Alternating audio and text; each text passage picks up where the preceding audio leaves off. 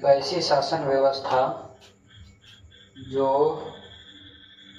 लोगों द्वारा चुनी जाती है और लोगों के हित में शासन करती है, ऐसी शासन व्यवस्था को हम लोग लोकतंत्र कहते हैं, है ना। जैसे हम लोग अगली क्लास में बात करेंगे सरकार होता क्या है, सरकार का काम क्या है, सरकार कौन कौन होता है, राज्य सरकार, केंद्र सरकार और जिसको हम बोलते हैं स्थानीय सरकार, ये सब होता क्या है अगली क्लास में बात करें। तो तब तक मोटे तौर पे हम लोग समझते हैं। जैसे हम ले लेते हैं स्थानीय सरकार, है ना, स्थानीय सरकार क्या, स्थानीय सरकार, लोकल गवर्नमेंट या ग्राम पंचायत।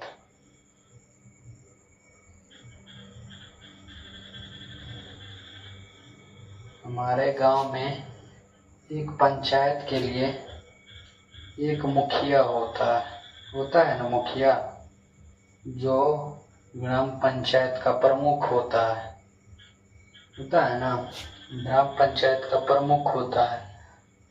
यदि हम मान लें हमारे पंचायत की कुल आबादी 200, कुल आबादी 25 है, उदाहरण के तौर पे मान लो हमारे पंचायत की कुल आबादी 25 है ना, कुल आबादी 25 है। यदि मान ले कि हमारे गांव में एक कुएं की आवश्यकता है, या कुआं की आवश्यकता है ना, कुआं की आवश्यकता है, पानी नहीं है, कुएं की आवश्यकता है, ठीक है। ये जो है 25 लोग जिसको कुएं की आवश्यकता है, तो अपनी समस्या कहाँ सुनाएगा, कहेगा ना पंचायत में, मुखिया जी हमको हमारे मोहल्ले में एक कुआं चाहिए, एक वार्ड में। जैसे ये अपनी समस्या सुनाएगा वार्ड मेंबर के पास, है ना, वार्ड मेंबर जो होता है मेंबर के पास, है ना, ये अपनी समस्या को सुनाएगा कि हमारे पास एक कुआं चाहिए। अभी जाकर मुखिया को कहेगा लोगों को कुएं की आवश्यकता है, फिर इसके लिए बंदोबस्त की जाएगी, कुएं को खोदा जाएगा और इससे पानी निकलेगा, है ना, तो कुएं की आवश्यकता है, ठीक है। ये तो ठीक है, ये तो हम समझ गए कि इतने लोगों को कुएं की आवश्यकता है, लेकिन ये मुखिया बनता कैसे है, ये वार्ड बनता कैसे है, इस बेस पे बनता है। ये लोग बनता है अपने वोट के बेस पे, ये लोग बनता है वोट के बेस पे। और वोट कौन देता है, लोग देते हैं, लोग देते हैं ना। ये हो गया ना, एक ऐसी शासन व्यवस्था होती है जो लोगों द्वारा चुनी जाती है और लोगों के हित में शासन करती है, ऐसी शासन व्यवस्था को हम लोकतंत्र कहते हैं। मान लो गांव व पंचायत की कुल आबादी है 25 है ना, गांव की कुल आबादी है 25। तो ये क्या करेगा, सब अपना अपना नॉमिनेट करता है ना, नहीं करता क्या, पंचायत होने वाला है, चुनाव होने वाला है, मुखिया का चुनाव होगा, लेकिन इसको चुनेगी कौन, जनता चुनेगी ना, गांव के लोग चुनेगी। जैसे मान लो ये मुखिया साहब हो गए, मुखिया के चुनाव के लिए 2 लोग नॉमिनेट हुए, एक हुए ए और एक हुए बी, ठीक है। मान लेते हैं एक ने नॉमिनेट हुए एक और एक हुए बी, ये भी एक प्रतिनिधि है और ये भी एक प्रतिनिधि है, और मुखिया के चुनाव लड़ेंगे। और इसमें जनता सुनिश्चित करेगी कि कौन, किसका व्यक्तित्व अच्छा है, उसके पसंद का नेता कौन है, उसको वोट डालेगी, यानी वोट द्वारा इसका चुनाव करेगी, इसको वोट देगी। उदाहरण के तौर पे मान लो इसको वोट देगी, तो मान लो ये 25 है ना, मान लो ए हो गया और बी हो गया, ठीक है। इसका चुनाव हो गया, मानो कि यह चुनाव हो, सब लोग अब क्या करेंगे, इसको जा करके वोट करेंगे।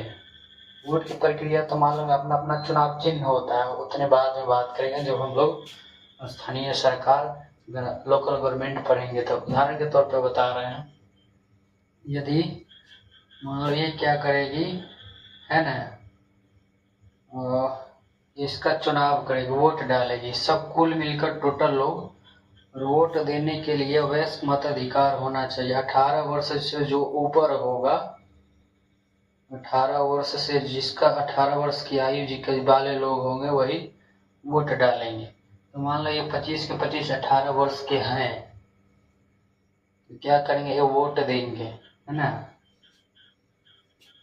तो इसके एक ही हिस्से में आएगा 13, मतलब विचार, यानी बहुमत, जिसको ज्यादा बहुमत होगा वही मुखिया बनेगा, जिसको ज्यादा मत होगा अर्थात तो वोट मिलेगा। और इसको मिल गया 12, है ना।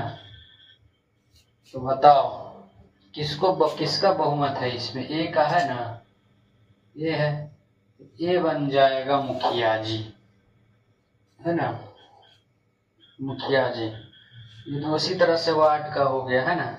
वार्ड यानी एक वार्ड में एक ही वार्ड होते हैं, तो जिसका बहुमत ज्यादा होता है वही वार्ड बनेगा। तो उदाहरण के तौर पे ये हो गया मुखिया जी, है ना। और यही को हम लोग कह देंगे शासक, शासन कह लो या सरकार कह लो, शासक, ठीक है। उदाहरण के तौर पे कह ले, अब यह 5 वर्षों तक होगा, कितने वर्षों तक, 5 वर्ष तक होगा, है ना, 5 वर्ष तक होगा मुखिया। जैसे सड़कें कैसी होगी गांव की, है ना, गांव में हैंडपंप की जरूरत, अभी तो कुआं बताया ना, हैंडपंप की जरूरत होगी, तो लोग अपनी समस्या लेकर जाएंगे वार्ड के पास, वार्ड पहुंचाएंगे ग्राम पंचायत में, फिर उसके बाद मुखिया समस्या को देखेंगे और हल करेगी। यह जो पूरी प्रक्रिया हुई किसके द्वारा हुई, जनता के द्वारा हुई, है ना। ये जो पूरी प्रक्रिया हुई, मुखिया बना, मुखिया का चुनाव हुआ, मुखिया साहब जीत गए, उसके बाद कुएं की आवश्यकता हुई, है ना। यह पूरी प्रक्रिया हुई किसके द्वारा हुई, लोग के द्वारा हुई। लोग वोट डाला तभी तो ये मुखिया बना।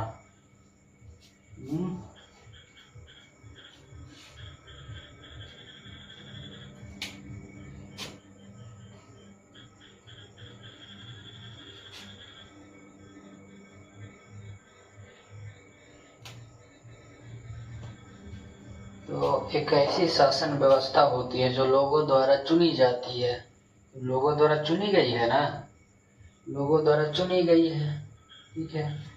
फिर उसके बाद लोगों के हित में शासन करती है, इसका शासन है लोगों के हित में। जब कुआं यहाँ बनाया गया किसके हित में बनाया गया, लोगों के हित में, तो लोगों के हित में शासन करती है ना। ऐसी शासन व्यवस्था लोकतंत्र है ना, ऐसी शासन व्यवस्था को हम लोकतंत्र कहते हैं, ठीक है। इसी को हम लोग लोकतंत्र कहते हैं। और इसी तरह से होता है ना, यही होता है, इसी तरह से होता है, ये हो जाएगा, यही हो जाएगा, है ना, यही हो जाएगा।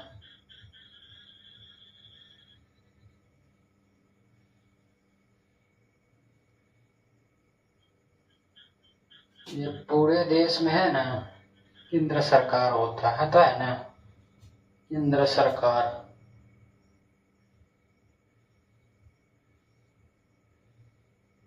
केंद्र सरकार, है ना। फिर इससे ले लेंगे अपना राज्य, कोई सा राज्य जैसे बिहार, है ना। यहाँ इसको हम कहेंगे राज्य सरकार, है ना। यहाँ शासन करेगी, इस तरह ठीक ढंग से बना दे, है ना। जैसे ठीक है, उतना अच्छा बना नहीं, चलो ठीक है, उतना अच्छा बन नहीं पाया, कोई बात नहीं। चलो ये बिहार है ना। इस यहाँ होगा राज्य सरकार, है ना। मान लो एक जिला हो गया, यहाँ होगा स्थानीय सरकार, स्थानीय सरकार, लोकल गवर्नमेंट।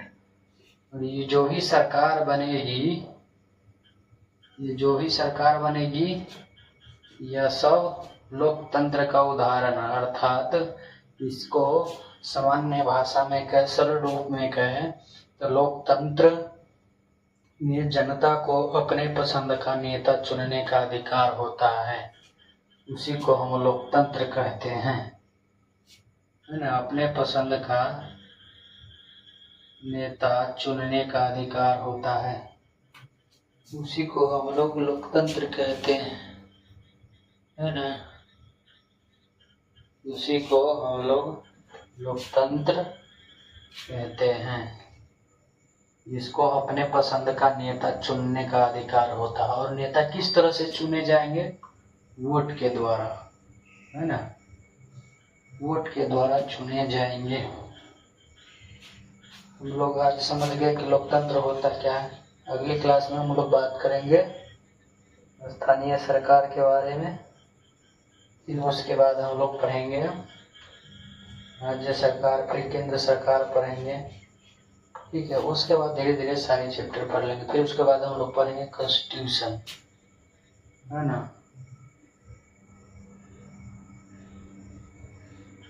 कॉन्स्टिट्यूशन, संविधान। संविधान होता क्या है, ठीक है।